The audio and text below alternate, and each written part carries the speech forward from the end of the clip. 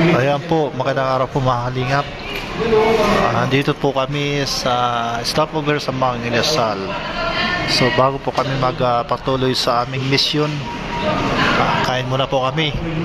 So kasama po natin ng K-Boys at si Kalinga Prab at si Kalampitos at ang si Kilo Max, Ryan at ang iba pa.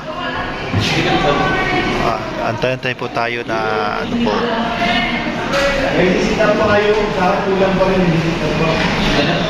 So dito po sa dahil po ay maulan, so, buti na lang may dala tayong kaputi. Ayan na po yung in order po ni Kalinga Prab na pagkain po namin. Ayan.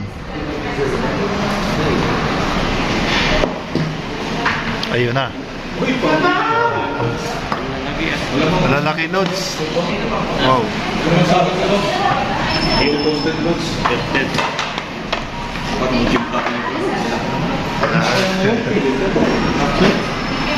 May libreng ano, tuyo.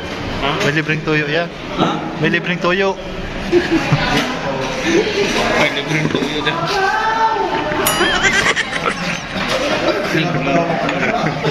Ano mga kutsara natin? Sili Lods. Sili. Yan, at ano tayo ng mantika. May sabaw. Mapapicture kay Kalinga Prab. Ayan.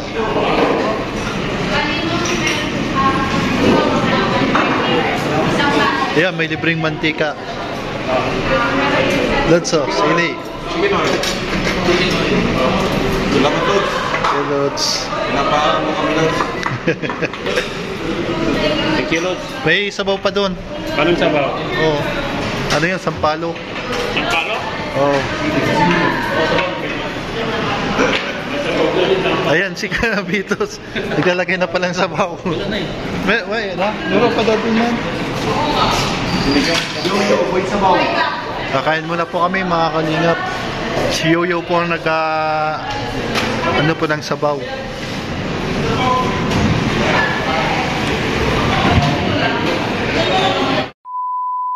Yan po, tapos na po kumain. So, papunta na po kami sa pupuntahan. Ayan. Ato size. May ato size. Sumama muna tayo dito po sa K-Boys Mission. Kalinga Prab. Pero ganito naman daw kayo. Ito po yung Kapitolyo. Pimentel lang ano tawag dito, Pimentel na lugar. Sawa ni Alex na. Ayan. Pebrero 6, taong 2025, ang araw ng mahalagang selebrasyon, ang kaarawan ni Kalingap Ido at Kalingap Ian. Nung hapon na yun, pumunta kami sa isang pamilihan. Agad kumuha si Kalampitos TV or tawaging Yoyo ng malaking cart upang paglagyan ng mga bilihing kagaya ng mga inuming soft drinks na dadalhin sa isang venue. Napakasimpleng selebrasyon pero magiging masaya ito dahil nga sa ika-21 kaarawan ni Kalingap Ido. Kaya na nga at nabili na namin ang mga soft drinks na dadalhin para sa isang mahalagang selebrasyon at gaganapin sa isang simpleng salo-salo. Bumili na nga kami ng yelo para mamaya. Ayan na nga, nakabili na kami ng yelo at kasabay nito ng mga maliliit na kabutilya at malalaking soft drinks.